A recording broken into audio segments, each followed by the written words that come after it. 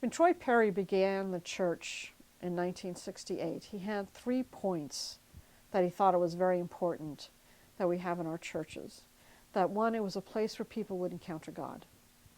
It was a place where people could come and find family and find safety, and they could come and be the people they are without feeling that, oh my goodness, that person's looking at me, I can't look too gay or act too gay, or, how do I not be gay? And then the third one was for us to be engaged in social action. Darlene, who is my wife, when back in the late 80s, a friend of hers at work, and she's a nurse, said, hey, I found this church called MCC of the Palm Beaches, because we were living in Palm Beach County, Florida at that time. It's a church for gay people. It's a place where we can go and be accepted. And they told me about it, and I said, I'm not going. It's just a bunch of queers playing church. Yeah, I actually said that. And so they went for a few weeks, and every week they would come back and tell me all the things that went on. And the more I kept hearing about it, it's more like, this really sounds like church. And so finally, one week I said, okay, I'm going to go with you guys. And I went. And I walked across the threshold of that building, and I found like I had come home. I knew that this is the place where I could be who I was and serve God at the same time. And no one was going to run screaming and kicking because there was a lesbian in the room. The roof wasn't going to cave in. And it was really through that church that I was able to extend the love of myself as a lesbian, but also the love of myself as a lesbian and a Christian. And it was through that church that I eventually was ordained.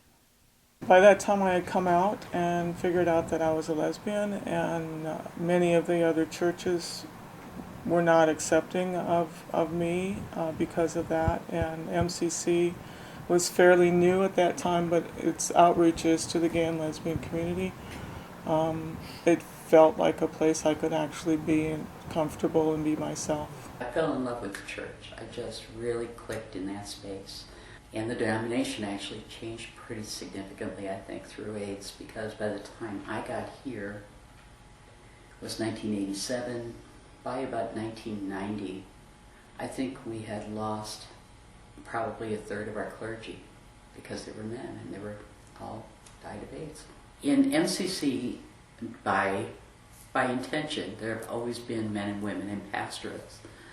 When AIDS came along, I think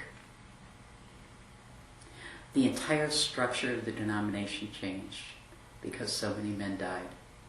And it really did move from almost a little bit of a patriarchal, with women interjecting and pushing for inclusive language and everything else. People were testing the limits all the time, everybody. We were into theologies of sexuality and all kinds of things that inclusivity. I remember one conference, God is a woman, MCC says God is a woman. And we were working inclusively. While I was in Southern California, I pastored the Long Beach Church of the Brethren. And while I was there, I represented the Church of the Brethren on the Southern California Ecumenical Council. And one of the things that happened when I served on that council was Metropolitan Community Church came looking for membership in that group. And all these mainline churches said, if you let them in, we're leaving. And I looked at this group of people and I said, who are you?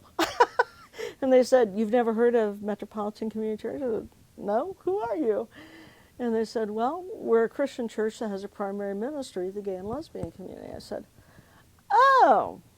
I said, the Church of the Brethren is talking about that right now. I guess I need to do some study on this and figure out what I believe about it. So independent of dealing with myself or anything else, I did. I studied the issue. That's when the Church of the Brethren, like a lot of denominations, was first bringing their papers on homosexuality and talking about it and having these dialogues at conferences and that kind of thing. And I needed to figure out what it is I believed about it. And I came out after studying the Bible, and these people had given me things to read on both sides. They didn't want to just give me one side. They gave me both sides. And I came out saying, the Bible doesn't condemn homosexuality. They see MCC as the gay church. And even members, when they talk about MCC, as they'll say, yeah, we go to the gay church. I said, no, you go to a Christian church that has a primary ministry of the gay and lesbian community. Those are two very different things. if you know the history of MCC as a denomination, the first 13 people that ever met, it was a very diverse group. There were different races, there were different sexual orientations, there were straight people as well as gay people. It was a very, very, very diverse group, and that has always been the vision of Troy Perry, who was the founder, and I think should always remain the vision. I think that, in all honesty, I think that those who would put down MCC probably do so because MCC takes the Bible as seriously as anybody else, and comes out at a very holistic place, and I think that's threatening.